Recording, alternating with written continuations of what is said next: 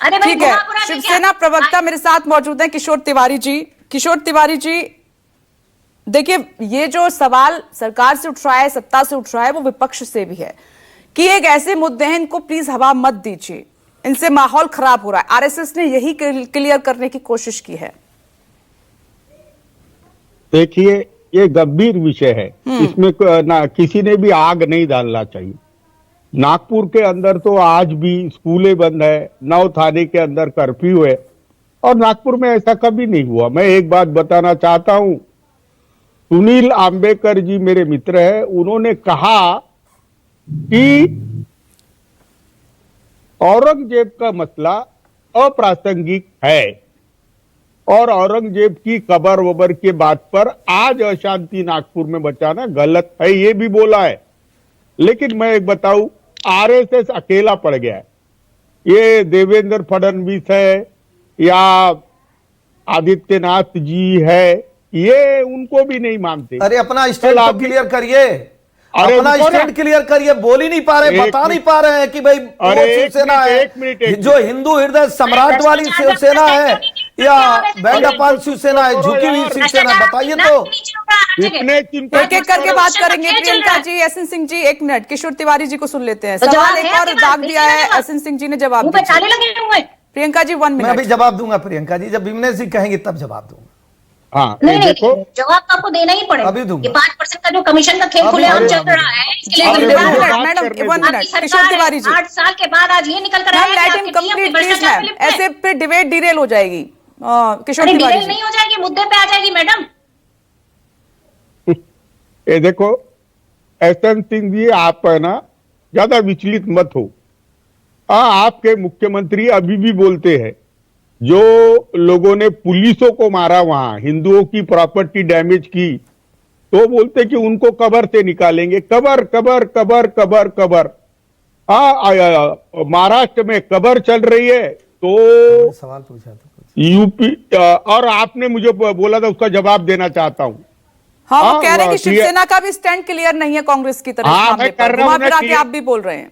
अरे उद्धव ठाकरे जी ने कितनी बार बोला कि केंद्र और राज्य में आपकी सरकार है, एक कानून बनाकर जितने मुगलों के नाम से कब्र है, स्मारक है, मकबरे है, सब हटा दो, सब हटा दो, हमको कोई ऑब्जेक्शन नहीं है। लेकिन दंगे मत कराओ, दंगे मत कराओ, सब मेले बंद करा दो। तुम्हारे पास कोई मुद्दा ना रहे। हिंदू मुसलमान सुबह से चालू हो जाते हैं, हिंदू मुसलमान। तो शिवसेना को इस बात से कोई ऑब्जेक्शन नहीं है, जितने भी मजारे हैं, कब्र हैं, सब हटा दिए जाए, इससे कोई ऑब्जेक्शन नहीं है, आप ये कह रहे हैं? हाँ, मेरे नेता उद्धव जी ठाकरे ने ये सब क्लियर कर दिया है। और मैं एक बात बताना चाहता हूं, आज महाराष्ट्र, प्रियंका जी ने बहुत चुस्त दुरुस्त कहा कि महाराष्ट्र बुनियादी तौर पे यहां पर रोजगार बंद हो रहे, किसानों की समस्या है, यहां महंगाई चरम सीमा पे है, यहां पर सरपंचों की हत्या हो रही है, महिलाओं पे व्यभिचार हो रहा है, रेप हो रहा है। केंद्रीय रक्षा मंत्री जो है, रक्षा राज्य मंत्री, उनकी बेटी सेफ नहीं है। महाराष्ट्र में कानून व्यवस्था तो है ही, ये सर्वधर्म वाला देश है किशोर तिवारी जी, तो ऐसे में क्या ये स्टेटमेंट सूट करते हैं, मुझे बताइए जरा। देखिए, मैं बताऊं तुमको, ना ही तो मैं हमारे पार्टी के किसी आदमी ने स्टेटमेंट दिया, ना ही तो कोई इंडोर्स कर रहा है। जो अभी क्या कहा फिर आपने? मैंने क्या कहा? क्या गलत क्या कहा? आपने कहा सब हटा दीजिए, और अब आप फिर मुकर रहे हैं उस बात से। ये जब सर्वधर्म वाला देश है तो फिर इस तरीके के बयान क्यों? नहीं, बीजेपी उस पर ही बवाल, उस पर ही अशांति मचाना चाहती है, तो केंद्र और राज्य सरकार उनकी है, वो पॉलिसी डिसीजन ले ले।